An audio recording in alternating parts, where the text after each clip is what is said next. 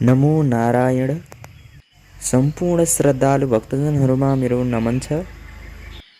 के तपाईँ तिलोत्तमा 5 मणिग्राम रूपन्देही क्षेत्र नजिकै हुनुहुन्छ र आफ्नो यस अमूल्य जीवनलाई भजन कीर्तन र आरतीमा समावेश भई आफ्नो जीवनलाई सत्मार्गमा लान चाहनुहुन्छ भने तपाईहरूका लागि यो अवसर उत्तम हुनेछ।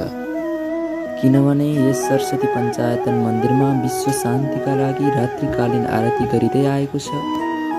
यहाँ रात्रिकालीन महाआरती मात्र नभएर भजन कीर्तन लगायत धार्मिक कार्य र मनोरञ्जनहरू पनि गर्न पाइन्छ र यस लगायत हजुरहरूले यज्ञादि अंगुष्ठान व्रतबन्ध विवाह लगायत ग्रह शान्ति यज्ञ कर्म गर्ने सोचमा हुनुहुन्छ भने यस मन्दिरमा सम्पर्क गरेर यज्ञादि कर्म गर्न सक्नुहुन्छ। यदि तपाईँ शनिबारको व्रत बस्ने भक्त हुनुहुन्छ भने यहाँ शनि महाराजको प्रतिमा र पिपलीको बोट रहेको छ जहाँ तपाईँले जल पनि चढाउन सक्नुहुन्छ।